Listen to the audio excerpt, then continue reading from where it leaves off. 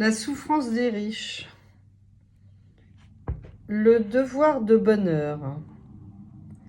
Avoir ce dont tout le monde rêve et ne pas être heureux est très angoissant.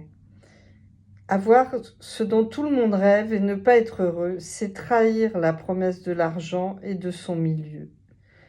Avoir ce dont tout le monde rêve et ne pas être heureux est tabou.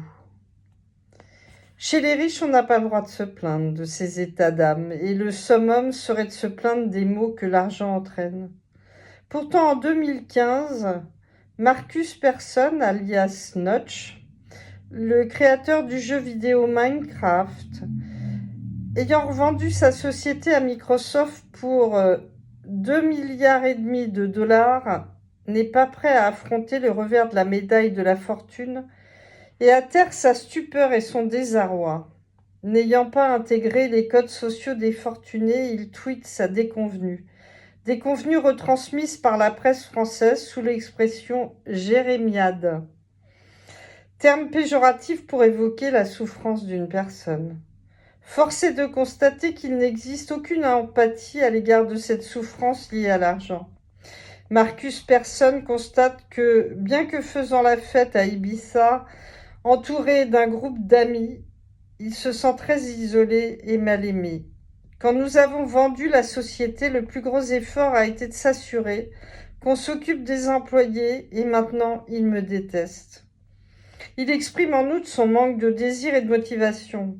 Le problème, dans le fait d'avoir tout, c'est que tu n'as plus de raison de persévérer et les interactions humaines deviennent impossibles à cause du déséquilibre.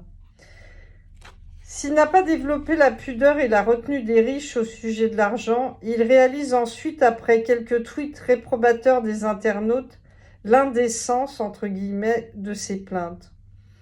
Aux gens qui ont de vrais problèmes, je suis désolé que les lamentations d'un programmeur nouveau riche reçoivent plus d'attention que les vôtres.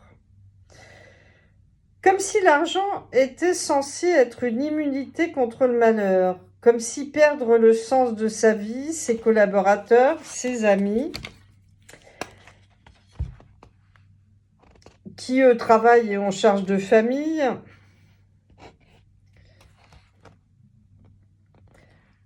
selon un autre tweet, et demeurer soudain seul et sans direction n'était pas un vrai problème. Ce que cet homme découvre, c'est que l'argent muselle et qu'il est une garantie que l'on doit souffrir dans son coin.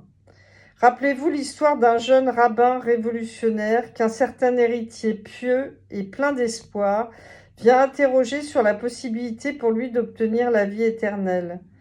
Ce dernier repartira tout triste de cette entrevue. En effet, le rabbin lui demande de vendre ses biens et de les distribuer aux pauvres pour pouvoir le suivre. Et le cœur du jeune homme se brise, car il s'en sent incapable, contrairement à un autre qui, 12 siècles plus tard, abandonnera tout. C'est d'ailleurs ce geste qui rendra célèbre François d'Assise, qui refusera non seulement l'héritage de son père, mais jusqu'à ses habits en se mettant nu devant tous. Pourquoi Yeshua n'aurait-il pas pu avoir un riche à sa suite alors qu'il y en a plein les églises?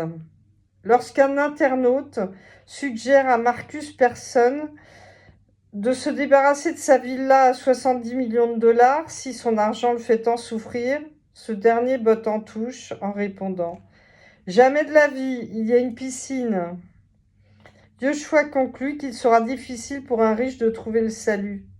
En effet, l'esprit peut-il être à la fois préoccupé par le matériel, la multiplication de l'argent, la jouissance d'une piscine et l'entretien d'un domaine, et s'appuyer sur une confiance solide en la vie et une paix intérieure?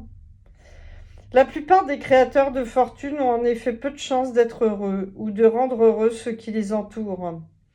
Ainsi que nous l'avons montré précédemment, soit ils ont des profils qui ne prédisposent pas au bonheur, soit ils se retrouvent à la tête d'une fortune sans l'avoir réellement cherchée.